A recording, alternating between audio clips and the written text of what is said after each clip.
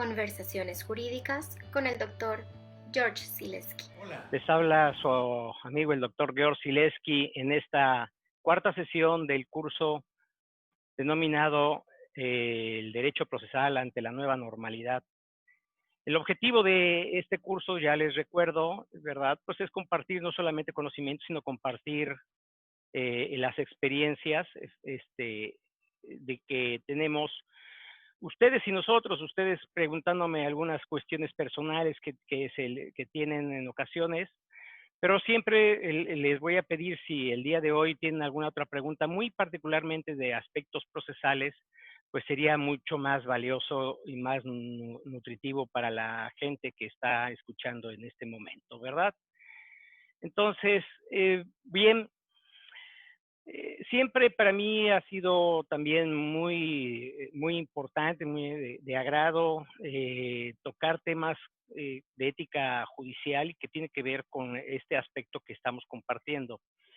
¿A qué me refiero? Uno de los elementos de la ética judicial tiene que ver fundamentalmente con el aspecto de la excelencia y la capacitación constante de ustedes y de nosotros como juzgadores. De tal manera que si nosotros que pues tenemos un poco más de experiencia porque vemos todos los días, vivimos todos los días frente a juicios, creo que compartir estas experiencias con ustedes es mucho más importante en beneficio de la justicia misma y en beneficio muy particularmente de los justiciables. De tal manera que yo creo que si estamos en una constante preparación, pues vamos a poder mejorar nuestro servicio a ellos, a los campesinos, en el caso, porque la mayor parte de los que están en este momento, pues tienen o atienden fundamentalmente al sector agrario, ¿no? Bueno, pues entonces este es uno de los objetivos fundamentales de este curso y mi motivación pues es eh, ir ampliando que cada uno de ustedes sea muy profesional en el trabajo que estaban desarrollando.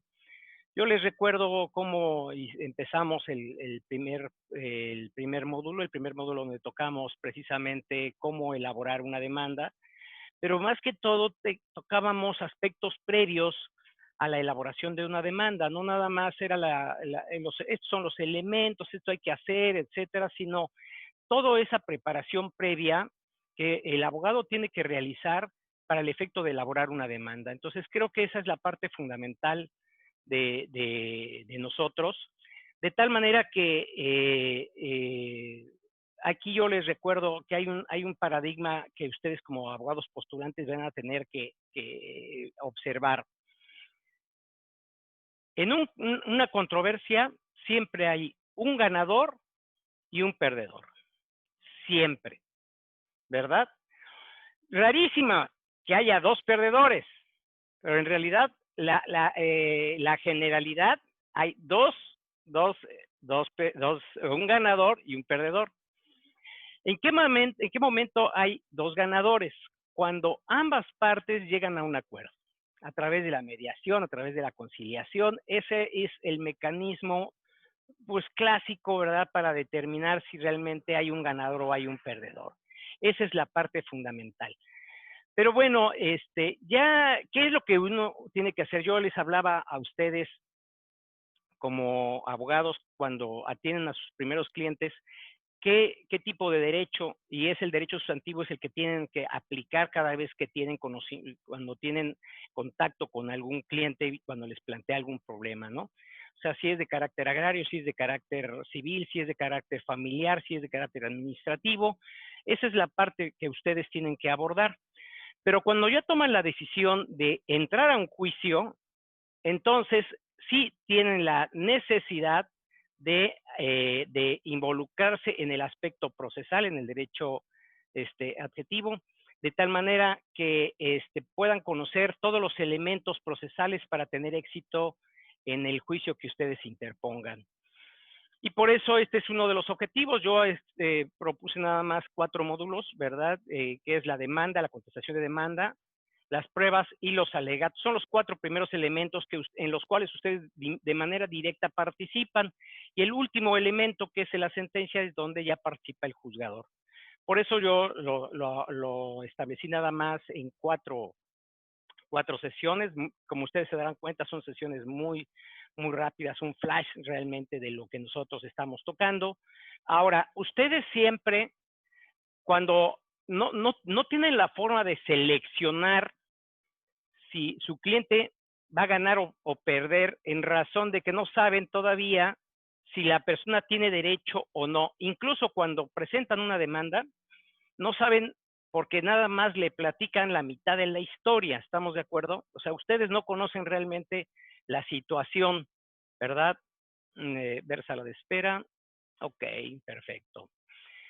No saben la historia, nada más conocen la mitad de esa historia. Cuando ya conocen la otra parte de la historia, esto es cuando la parte demandada, si llevan al actor, pues ya conocen la otra parte de la historia, ya pueden ustedes tener un panorama de realmente si van a ser favorable la resolución o no. Pero claro, como yo les había dicho, cuando demandan ustedes, pues evidentemente deben de saber o tener una programación, una proyección de lo que es lo que va a pasar, ¿no? Con esa mitad de la historia y por eso es muy importante la documentación, la información previa, la investigación previa que tienen que realizar todos los abogados, previo a la elaboración de una demanda. Ya una vez entablada la misma, ya no hay vuelta atrás, ya se empezaron a abrir las cartas. Ustedes, si alguna vez han jugado póker, ¿verdad? Por ejemplo, en el ajedrez, que ya siempre les he puesto el ejemplo del ajedrez, que es un deporte ciencia que dicen, me gusta mucho, pero ya desde que mueves la primera pieza, la otra parte ya empieza a imaginar cuáles son las distintas posibilidades que tienes tú como atacante, como la primera persona que mueve la pieza, ¿no? En el póker ustedes se dan cuenta que todo tienen sus 5 cartas y no sabe ninguno de ellos, se supone, cuáles son las cartas que tiene uno, dónde se encuentra el as, ¿no? O los ases que tiene uno. Ese realmente no lo conoce, pero uno sí. De tal manera que uno sí conoce el manojo de cartas que tiene y entonces cuando uno tiene la asesoría de la parte actora, tiene esa posibilidad. Cuando llega la asesoría uno lleva la asesoría de la parte demandada, tiene casi la misma característica, pero ya tiene abiertas algunas cartas de la parte actora, ¿no? De tal manera que se le hace al demandado más fácil porque ya sabe qué es lo que pretende la parte actora y por dónde entrarle para el efecto de tener una solución en favor del cliente del demandado. Cuando llevan ustedes a la parte demandada, tienen ya abiertas las cartas de una de las partes y entonces ya pueden establecer su estrategia, pero el tiempo de preparación es más corto que el tiempo de preparación que cuando lleva una parte actora, ¿no? Tú puedes tener muchísimo tiempo a menos que la acción de prescripción de la acción ya esté muy cercana y entonces tendrás corto tiempo, de tal manera que no tendrás tanto tiempo para preparar tu demanda, a diferencia de una contestación donde los tiempos son muy delimitados, muy cortos, entonces, y luego que el cliente llega con ustedes y llega pues, prácticamente casi 2, 3 días antes y se ven en algún predicamento de a ver qué es lo que vamos a hacer. Pero bueno, dentro de esa honestidad que ustedes tienen que plantear o que tienen que manejar, pues siempre digo, yo lo he visto acá en materia agraria que pues piden el diferimiento porque apenas imponen el contenido de los autos, ¿verdad? Pero en materia civil no tienen esa posibilidad, ¿no? O sea, ahí simplemente cuando ya se les emplazó tienen que dar contestación, ¿verdad? Así es que cambia la forma, la estrategia que tienen ustedes que plantear, ¿no? Pero ya tienen unas cartas abiertas y entonces ya conocen ustedes a la parte contraria y esa es la forma en cómo van a establecer la estrategia. Ahora, yo habría hablado, tocando esto es un repaso de muy general de lo que vimos en las primeras 2 sesiones, por lo cual ahorita me voy a permitir compartir pantalla con respecto de la sesión anterior, si me permite. La argumentación jurídica como medio para formular alegatos. Ese es el tema de hoy, como les decía, el cual vamos a abordar, pero siempre para mí es muy importante, pues, establecer un contexto, ¿verdad?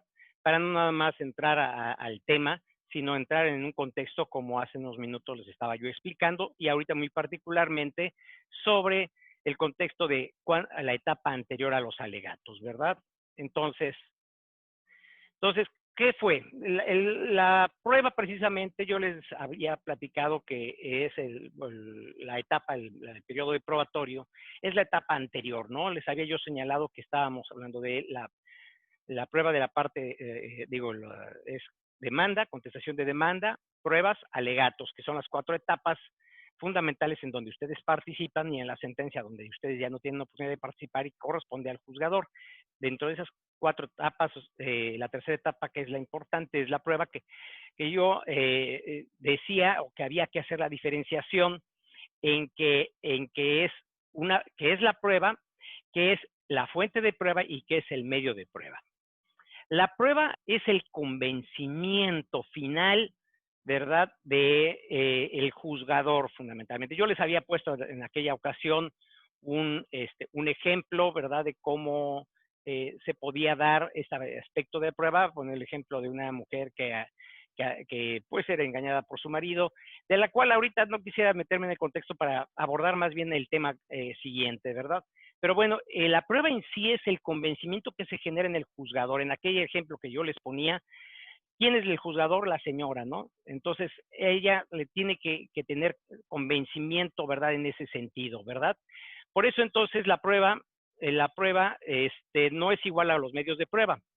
La prueba y los medios de prueba es diferente, porque los medios son los instrumentos que se utilizan para generar ese convencimiento, ¿verdad? La prueba es el convencimiento y el medio de prueba es el medio que va a llegar a ese convencimiento de aquella que va a resolver.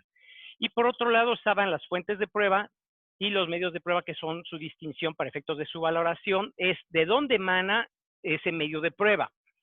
Por ejemplo, los testimonios, en el caso de una prueba testimonial, ¿de dónde emana, de dónde es la fuente de prueba? De los hechos que aquella persona como testigo se percibió y que son la prueba fundamental, que es el aspecto fundamental de la controversia, ¿no? Esa es la fuente de prueba. Puede ser la fuente de prueba un documento, en el momento que se está realizando, esa es una fuente de prueba que constituye, pero no es el medio de prueba. La fuente es en sí el mismo acto jurídico. Y para eso yo les remito a esta jurisprudencia que sustenta la primera sala, ¿verdad? ¿Verdad? La prueba en sí, pues es la verificación o confirmación de las afirmaciones de los hechos expresados por las partes. Este es un concepto, ¿verdad?, muy sencillo, por donde ya genera la convicción, es la verificación o confirmación de los hechos expresados por las partes. Y los medios de prueba son el conjunto de actos desarrollados por las partes, los terceros y el propio juzgador, con el objeto de lograr la obtención del cercioramiento judicial sobre los hechos discutidos y discutibles. Aquí retomo, ¿verdad? No solamente es un solo elemento, o sea, en ningún caso, es rarísimo que un solo caso solamente sirva un medio de prueba, ¿no? O sea, yo les había puesto un ejemplo, por ejemplo, de una nulidad y el propio documento nulidad de un documento donde dice que no firmó y efectivamente el documento aparece una huella digital, pues si no firmó, pues es que uno lo puede observar, el puro documento es suficiente. Y como habíamos hablado, que la firma es precisamente el medio de cercioramiento de la expresión de la voluntad, es el clásico, o símbolo de expresión de la voluntad, de tal manera que si no vemos esa firma, y son signos gráficos, ¿verdad? No nada más una X, sino no es la huella, sino exactamente son signos gráficos, es lo que constituye la firma, ¿no? Entonces, el puro documento, bueno, pues con ese sería suficiente, pero también vamos a llevar a otro aspecto que corresponde a la prueba presuncional. Hay documentos que ya nos generan presunción, como en un ejemplo, los documentos expedidos por una autoridad hacen prueba plena, ¿verdad? A menos que se pruebe lo contrario, ¿verdad? Esas son las circunstancias, ¿no? Entonces yo decía que ¿cuál era el objeto de los medios de prueba? Primero, persuadir, ese es un elemento. Argumentar, cuando yo estábamos hablando de una prueba presuncional. La prueba presuncional tiene ese carácter de dar una argumentación base, ¿verdad?, en lo que constituye lo que se ha estado estableciendo en el juicio, pero la parte fundamental ¿verdad? Es convencer a través de estos medios de prueba, ¿sí? La prueba, yo decía, no son prueba de verdad, sino son de convencimiento. O sea, llegan con ustedes o los clientes de ustedes llegan a los tribunales y dicen, pero es que las cosas pasaron así, así, así, son unos mentirosos, etcétera. Sí, pero realidad, el juzgador, en realidad lo que le interesa es que a él lo convenzan. Conocer la verdad, pues solamente las partes lo saben, porque cada quien oculta una verdad de lo que pasa, ¿no? Por ejemplo, muchos de los problemas que ustedes seguramente tratan son de carácter familiar, ¿verdad? Un hermano contra otro, un sobrino contra el tío, dos primos, no sé, etcétera, ¿no? Y ocultan esos resentimientos, esas situaciones internas que tienen ellos, de tal manera que esa parte de fondo, pues no la conocemos, ¿no? Pero entonces de la parte objetiva, que es lo que a ustedes les va a interesar, es convencer, o sea, no les interesa esa verdad subjetiva de cada una de las partes, sino la parte, ¿verdad? Sustancial, objetiva, para el objeto de lograr el convencimiento, ¿verdad? Y entonces decía yo que las pruebas pues son para acreditar fundamentalmente hechos y por excepción el derecho extranjero y la costumbre, ¿no? Y decía yo que los hechos fundamentales están en los confesados, que no se requieren ser probados como los confesados, los presumidos legalmente, los que la propia ley los prohíbe, los de cosa juzgada o decisión prejudicial, los inconducentes, los indefinidos, los notorios, los evidentes, los normales, ¿verdad? Ahora yo me había expresado de manera muy importante con ustedes, es señalarles la importancia de los hechos inconducentes, ¿verdad? Los hechos inconducentes, esos son los que no nos llevan absolutamente nada y son de lo que ustedes deben de evitar. Medios de prueba que busquen llevar a probar hechos inconducentes, que no son fundamentales, porque decía yo que los hechos pertinentes o las pruebas pertinentes prueban hechos fundamentales de la controversia y llevan al punto del juzgador, que eso es lo que ustedes deben de pretender. Y por otro lado, pues las pruebas impertinentes lo que hacen es desorientar, sí, también de alguna manera desorientan a la contraria, pero pues también desorientan al juzgador de tal manera que nada más lo van a confundir o lo pueden llegar a confundir y no llevar al objeto primordial que ustedes buscan de tener un resultado positivo, ¿verdad? Y decía yo que existen dos sistemas de valoración, que esto que si bien es cierto no les corresponde a ustedes, hay que considerar que ustedes deben de establecer dos valoraciones. Hay dos tipos de valoraciones, el sistema de valoración tasada y el sistema de libre apreciación o verdad sabida, que la sistema de valoración tasada, que normalmente se maneja en materia civil o materia mercantil, que tiene que ver con que cada prueba tiene un valor específico, como la confesional, como la documental pública, como la documental privada, que tiene ciertos valores. O sea, ya el código procesal del Estado que corresponda o de la Federación ya establece un valor determinado sobre aquel valor de la prueba. A diferencia de la libre apreciación o verdad sabida, donde el juzgador le está dando una dimensión específica a todo el contexto de todas las pruebas aportadas. Y esa es la parte fundamental. Yo creo que tiende, la verdad, actualmente los sistemas de valoración de pruebas en casi todos los procedimientos a establecer más que todo un mix, es el sistema más moderno, ¿verdad?, de libre apreciación con una prueba tasada, porque donde se exponen, por ejemplo, como ustedes lo conocen, que en materia agraria, por ejemplo, ya la ley en el 150 establece que los documentos expedidos por el Registro Nacional hacen valor probatorio pleno, ¿verdad?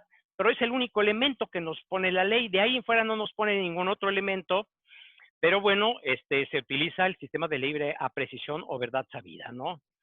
Y bueno, entonces ahora sí, entrando al tema de lo que es la argumentación jurídica como medio para formular alegatos.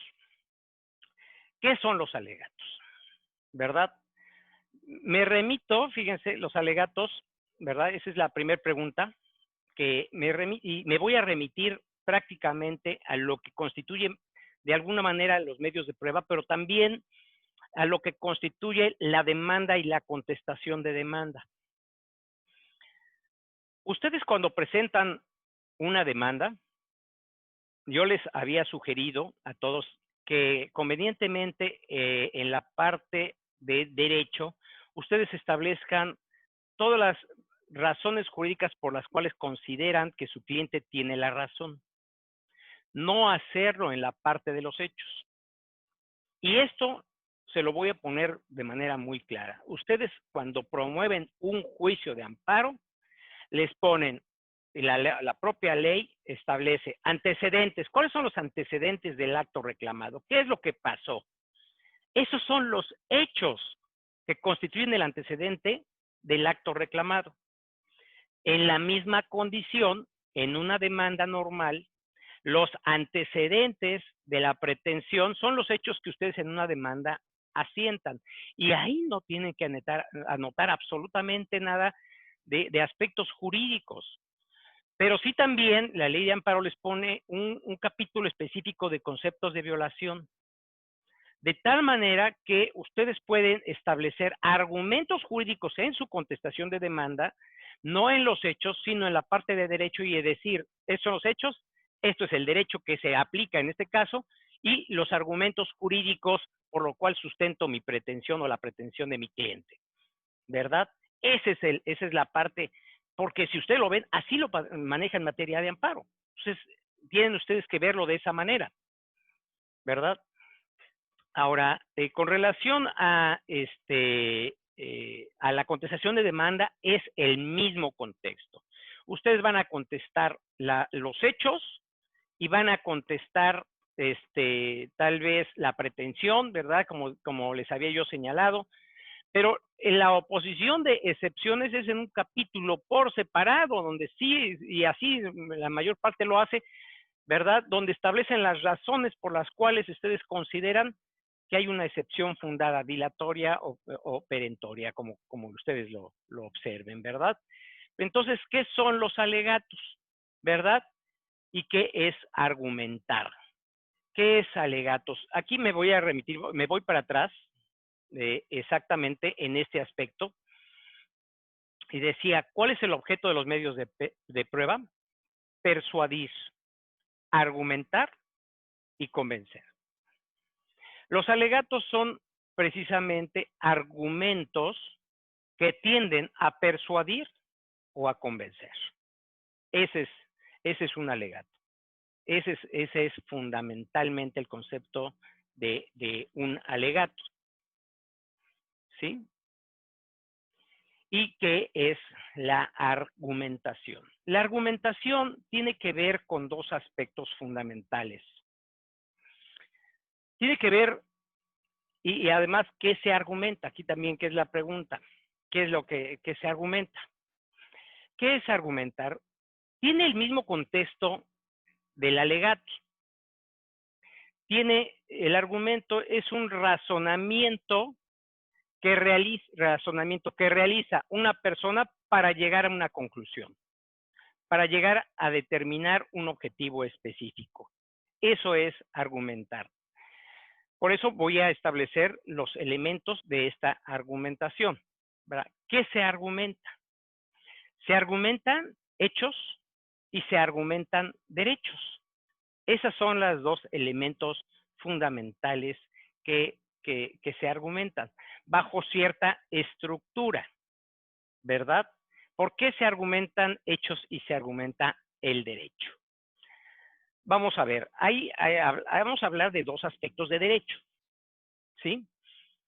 El derecho subjetivo pretendido por la parte actora, que está dentro de la acción, eso es lo que se argumenta. Bueno, la acción pretendida por fulano de tal es esta, y contiene este derecho subjetivo, y se sustenta en este hecho, o en estos hechos, en este hecho fundamental. Dentro de mi contestación yo ya argumenté, ya dije que es cierto esto, cierto esto, cierto esto, pero esto no es cierto. O tal vez sí es cierto, pero no el derecho pretendido porque las cosas sucedieron de otra manera y yo estoy estableciendo hechos de manera diferente. Ahí, desde ese momento, ya uno está dando argumentaciones, ya está uno exponiendo razones, ¿verdad?, ya está exponiendo razones de cómo acontecieron los hechos. De ese momento ya está diciéndole uno al juzgador, oye, mira, las cosas así como las plantea son ciertas, pero también fue omiso en decir esto, esto y esto.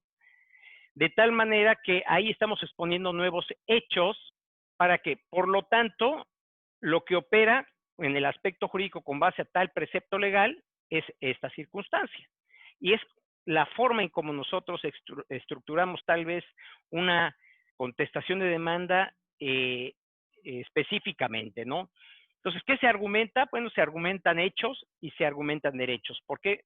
Se está argumentando el derecho subjetivo, pero también se puede argumentar el derecho objetivo, ¿verdad? En el que se esté sustentando la pretensión, porque dice, bueno, ese precepto no es aplicable, ¿no?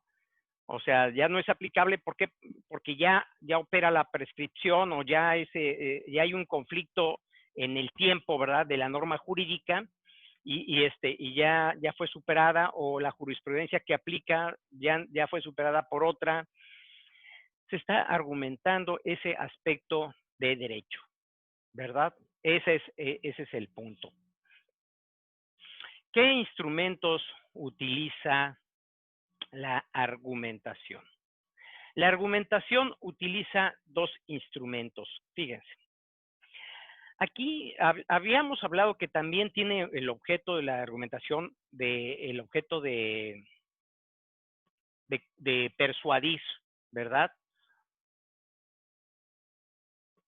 Entonces, utiliza dos métodos, dos sistemas, dos instrumentos, que es la dialéctica, ¿verdad? Y la retórica.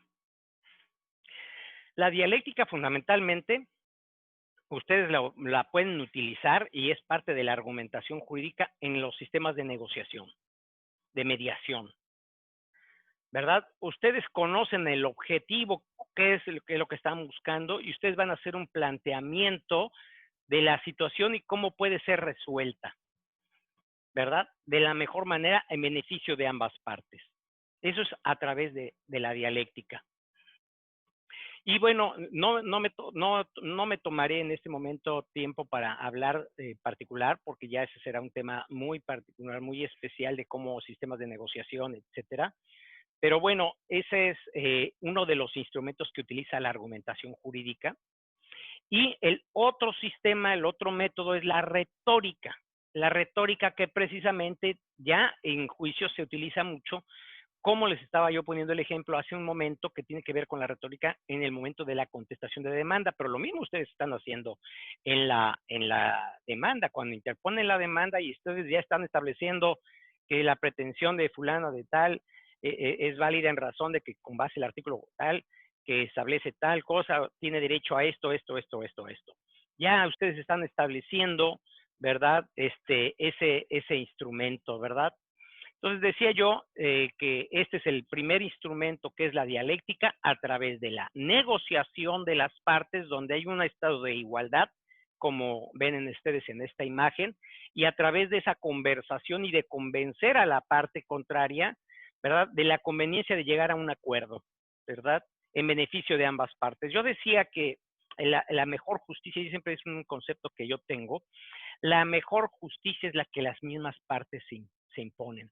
No es la que yo como juzgador puedo decir. Definitivamente la que ellos mismos solucionan su controversia a través de una negociación es la mejor forma de llegar a un acuerdo, ¿verdad? Esa es una solución fundamental, ¿verdad? Entonces creo que la utilización de la dialéctica y los métodos de la dialéctica es fundamental para resolver cualquier controversia y establecer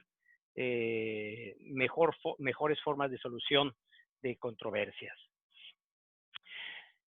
Algo, fíjense que quiero contarles una historia. No sé si conozcan ustedes a Esopo, ¿verdad? ¿Y por qué me detengo con Esopo? Esopo era un filósofo frigio, o sea, griego, que daba sus mensajes a través de las fábulas, y era un esclavo, era un prominente un prominente comerciante griego.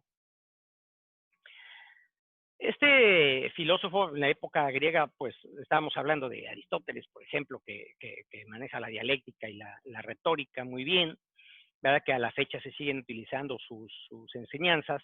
Bueno, pues igualmente de este filósofo Esopo, yo les había hablado la vez pasada de la fábula de la liebre y la tortuga, ¿verdad? Que esta es precisamente de Esopo, y tiene una enseñanza, un mensaje. A través de fábulas, Esopo daba mensajes a la gente. Y bueno, a mí me llamó la atención este mensaje, uno de los mensajes que da Esopo, más bien en una obra de teatro que se llama, ahí fue donde yo la escuché, les recuerdo que pues dentro de las otras estudios que he tenido, pues soy actor, estudié actuación y bueno, de tal manera que participé en algún momento, cuando menos en alguna presentación de esta obra de Aesop que se llamaba la zorra y las uvas. Y hablan de esta historia que ustedes la podrán consultar. Y dice, se cuenta que uno de sus amos, Xanthus, le ordenó que fuera al mercado a Esopo y le trajese el mejor alimento que encontrara para agasajar a importantes invitados. Esopo compró solamente lengua y le hizo aderezar de diferentes modos. Los convidados se hartaron de comer lo que saborearon como un manjar. Cuando quedó solo Xanthus, le preguntó qué era eso tan delicioso. Me pediste lo mejor, dijo Esopo, y traje lengua. La lengua es el fundamento de la filosofía y de las ciencias, el órgano de la verdad y la razón. Con la lengua se instruye, se construyen ciudades y las civilizaciones, se persuade y se dialoga. Con la lengua se canta, con la lengua se reza, con la lengua se declara el amor y la paz. ¿Qué otra cosa puede haber mejor que la lengua? ¿Están de acuerdo? Así lo respondió. Pocos días después, Xanthus le dijo que llegarían unos visitantes desagradables, a los que debería atender por protocolo, pero que quería manifestarles su disgusto sirviéndoles una mala comida. Trae del mercado lo peor que encuentres, le recomendó. Esopo trajo lengua y le hizo preparar de un sabor tan desagradable que repugnó a los comerciantes. ¿Qué porquería es esa que serviste?, le preguntó Xanthus. Lengua, contestó Esopo. ¿La lengua? Sí, la lengua es la madre de todos los pleitos y discusiones, el origen de todas las separaciones y de las guerras. Con la lengua se miente, con la lengua se calumnia, con la lengua se insulta, con la lengua se rompen amistades. Es el órgano de la blasfemia y la impiedad. No hay peor que la lengua.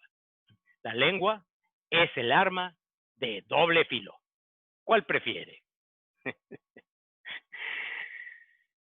¿Se dan cuenta? Esto es interesantísimo. Eso es lo que ustedes, en los juicios orales, ustedes van a manejar precisamente esa parte. Pero fíjense, aquí, en el tercer párrafo dice, en la tercera línea dice, con la lengua se instruye, se construyen ciudades y las civilizaciones, y en la siguiente dice, se persuade y se dialoga. Entonces, en este pequeño cuento, ustedes ven que a través de la lengua, a través de la argumentación, se puede persuadir, se puede dialogar. Dos objetivos, ¿verdad? De tal manera que al final se puede convencer, pero no se trata exactamente de lo que hace aquí, que es corromper, ¿no? De alguna manera insultar y romper amistades o romper, no. O sea, vamos a buscar en ese sentido. Pero bueno, esta parte de este cuento tan curioso, ¿verdad? Me parece muy, muy bueno como un ejemplo de qué es lo que se hizo, ¿no? Entonces, bueno, dice aquí, me pediste lo mejor, dijo Esopo, traje lengua, y la lengua es fundamento de la filosofía. Y la filosofía, precisamente la argumentación emana de la parte de la filosofía, porque recordarán o en el caso de Sopo, como también Aristóteles, eran filósofos, ¿verdad? Como los que manejaban la retórica, ¿verdad? Igualmente eran filósofos todos ellos, con el ánimo tal vez no de tener gran contenido, cuando la retórica realmente ha sido fundamental actualmente en los últimos años. Entonces, esto es lo que se buscaba. Y decía yo, ¿qué es la retórica? La retórica jurídica específicamente, y que la retórica tiene que ver con la parte, es una técnica jurídica, es una técnica que tiene por objeto llevar a convencer a través de elementos que existen dentro del proceso, ¿verdad? Elementos que existen dentro del proceso al juzgador para llevar a un convencimiento. Eso es parte de la retórica. Y, como decía, es una técnica de la argumentación, como ven en esta imagen, griega, ¿verdad? Donde él está tratando de convencer, o uno a otro se está tratando de convencer de su opinión en este sentido. Y eso es lo que van a hacer ustedes en un juicio. La parte actora va a tratar de dar sus argumentos, sus razones, pero siempre sustentadas en dos aspectos: en el aspecto jurídico y en los hechos que se han presentado en el juicio. Entonces, decía yo, el objeto fundamental de la argumentación es persuadir y convencer. Eso es lo que ustedes van a tener que hacer: persuadir y convencer. Bien, los requerimientos para construir un argumento: saber el tema de que se va a tratar, desmenuzar los puntos. Esos son los requerimientos para construir, ¿verdad?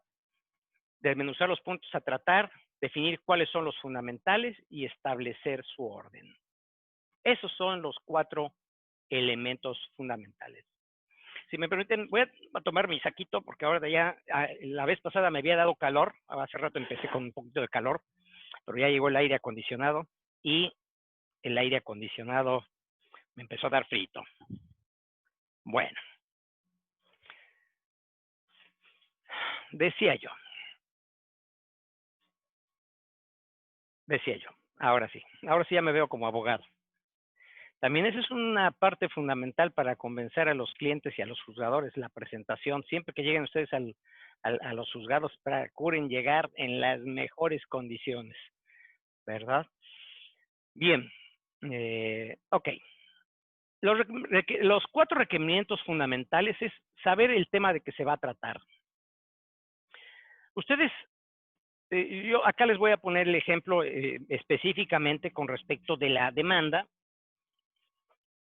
La demanda, ya ustedes analizaron, ¿verdad?, cuál es el objetivo de su cliente, qué es lo que, y entonces establecen una estrategia y la plasman en un escrito, que es la demanda. Por otro lado, observan que es importantísimo conocer también el contenido de la contestación de demanda. Ustedes, aunque ya en el momento de los alegatos, ¿verdad?, ya supieron perfectamente cómo construyeron su demanda y cuáles son las pruebas, ya analizaron las pruebas que ustedes, pero también importantísimo es qué es lo que contestó la demanda. Yo, una forma muy rápida para poder analizar un expediente es leer primero la demanda e inmediatamente después la contestación de demanda. Yo establezco que los documentos sí son importantes, sí, pero para darme un panorama, a ver qué es lo que pide uno y cómo se defiende el otro, o qué es que está pidiendo en una reconvención y cómo después contesta, es lo que yo tengo que hacer. Entonces, saber el tema de qué se trata, ¿verdad? Ahora, si ustedes no conocen la materia, pues evidentemente no van a tener argumentos, ¿verdad?, que dar en este contexto. Entonces, evidentemente requieren ustedes preparación. Bueno, entonces es una de las primeras, ¿no? Previamente, como ya siempre les he estado indicando, cuando elaboran una demanda o cuando contesten una demanda. Entonces, tiene que conocer del tema, del derecho de que se trata, ¿verdad? y bueno, conocer los dos elementos de su opositor. Si ustedes llevan a la parte demandada, bueno, pues ya conocieron el esquema planteado por la parte actora y cuáles son sus defensas. Y ustedes deben saber específicamente cuál es la excepción que es fundamental que tienen que probar. O sea, la vez pasada les platicaba, yo decía, ¿cuál para ustedes es más importante? Pues buscar que se conozca, por ejemplo, una excepción, que se declare una excepción perentoria y no una dilatoria, ¿no? Porque ustedes quieren ya acabar con el juicio, con el problema del cliente. Entonces, esa es la mejor manera. Bueno, entonces, tiene que conocer el tema de que se trata, significa conocer el derecho, ¿verdad? Y analizar correctamente la demanda y la contestación de demanda. Y luego, aquí el segundo elemento es desmenuzar los puntos a tratar. ¿Cuál es a eso que me refiero? Hay 4 o 5 argumentos, pero no todos son importantes. Una es una consecuencia de aquel. Esto es, si yo estoy demandando la nulidad de una cesión de derechos y como consecuencia la nulidad de la transmisión que se realizó o la inscripción que se realizó ante el Registro Oral Nacional, pues no es el hecho fundamental, no, o sea, no se está combatiendo por vicios propios el acto de transmisión de derechos ante el Registro Oral Nacional. Se está demandando nada más la nulidad. Entonces, el punto fundamental, entonces, como primer orden voy a poner los desmenuzar, ¿verdad? Por eso en el tercer dice definir cuáles son los puntos fundamentales. El primer elemento, en el primer orden de todos los de todas las alegaciones, es este primer elemento.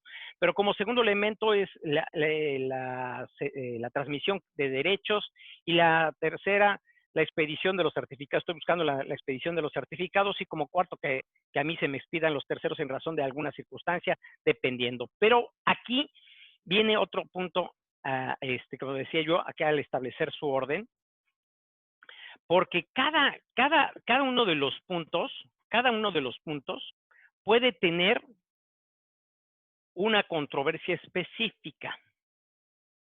En el ejemplo que yo les doy, se está demandando la nulidad y ustedes no deben de apartarse del aspecto fundamental, de ese aspecto de nulidad. Pero, ¿por qué? Deben identificar la causa de nulidad. Vamos a pensar que se dijo que no fue firmada la demanda. Bueno, pues vamos a ver si fue firmada. O no, si es su firma, o hay unos signos gráficos ahí que pudieran ser su firma, pero no fue firmada por él. Este es el punto, ¿verdad? Y no apartarse. ¿Y con qué elementos voy a probar ese hecho? Por ejemplo, si esa persona no sabía firmar, ¿y cómo lo acredito? Pues credencial de lector, que nada más aparece siempre con su huella digital y ahí aparece una firma, ¿verdad? Entonces, con ese elemento, ese es uno de los elementos, y con la declaración testimonial y con con otros elementos documentales que me lleven al convencimiento, al juzgador de ese punto.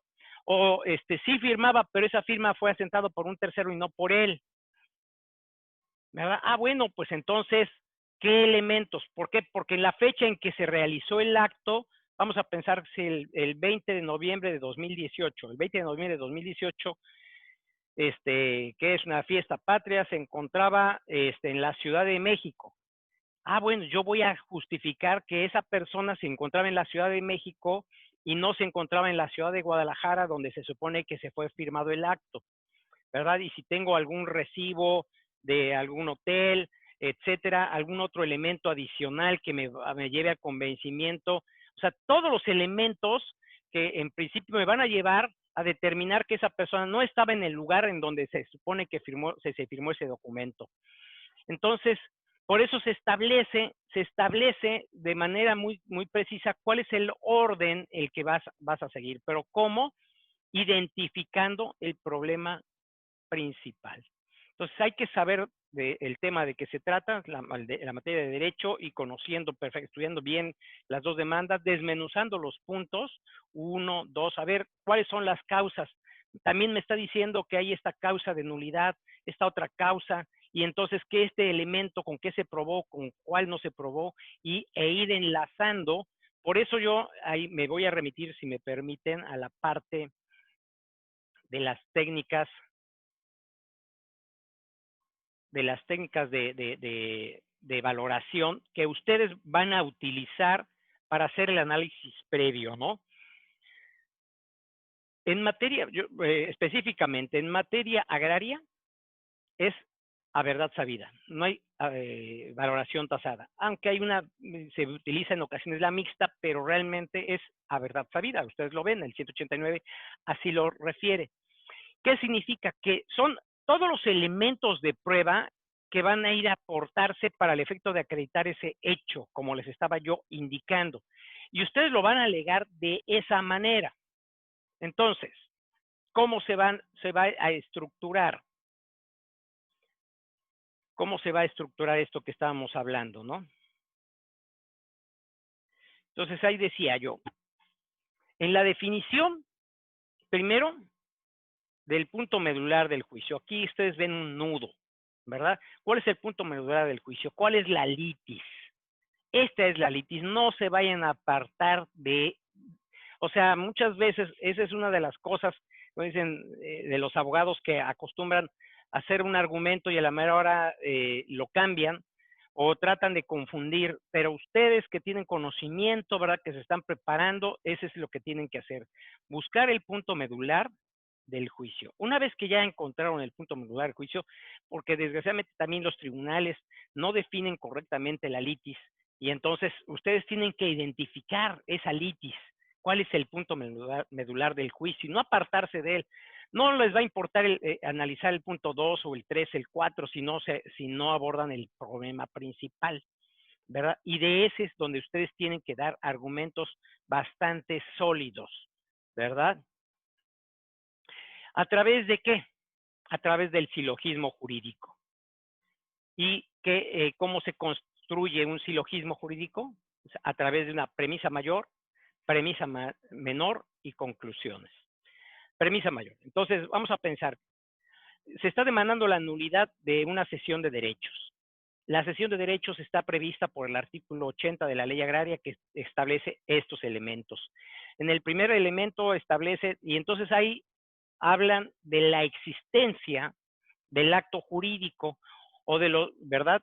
Cuando que ese es el punto, cuando ustedes desglosan los elementos de esa acción, si es que tienen oportunidad de hacerlo de esa manera a través del silogismo jurídico, porque el silogismo jurídico, dentro de la premisa mayor, primero tienen que establecer cuál es la norma jurídica aplicable al punto medular del juicio o a la litis, ¿sí? Entonces, en el silogismo van a identificar cuál es el precepto legal fundamental, ¿verdad? Que se identifica con esa litis. Y de ahí interpretarlo, darle toda la interpretación jurídica. Esa es la premisa mayor. Posteriormente, van a exponer los hechos que ocurrieron dentro del juicio. Fulano de tal pretendía esto por esto y ofreció estas pruebas, tas y tas. El testigo fulano dijo esto sobre el punto nada más, no hice a todos los, específicamente en la pregunta fulana se le preguntó esto y dijo esto, en la pregunta perengana dijo esto y contestó esto. Sin embargo, ustedes que están defendiendo, dice, yo ofrecí estos testimonios y hice esto, etcétera, o sea, ir narrando punto por punto, lo que todos estos llevan al convencimiento de que esta persona no estaba en lo que decía en el ejemplo, estaba en la ciudad de Guadalajara y no en la Ciudad de México donde se supone que se firmó el documento, de tal manera que ese documento no fue firmado. Adicionalmente, está en la prueba pericial que nos puede decir que el perito fulano nos dijo esto, el perito perengano dijo esto, y así se van armando cada uno de los elementos de ese silogismo. Al final van llegando a una conclusión. Toda esta controversia se va creando a través de distintos silogismos jurídicos, recordando que es premisa mayor, premisa menor, que son los hechos, lo que aconteció en el juicio, y una conclusión. Así es la forma, ¿verdad? Decía yo. Entonces, la premisa mayor es la ley, la premisa menor son los hechos, y al final es la conclusión, es el enlace de todos esos hechos, ¿verdad? De todos esos argumentos, de esas circunstancias que acontecieron dentro del juicio, que los llevan a una conclusión. Y así ustedes van a exponer con esa técnica, ¿verdad? La conclusión. Hay muchísimos juicios, obviamente, pues esto es una exposición muy, muy rápida de lo que se trata. El objetivo es que tengan ustedes un panorama de cómo se construyen los alegatos.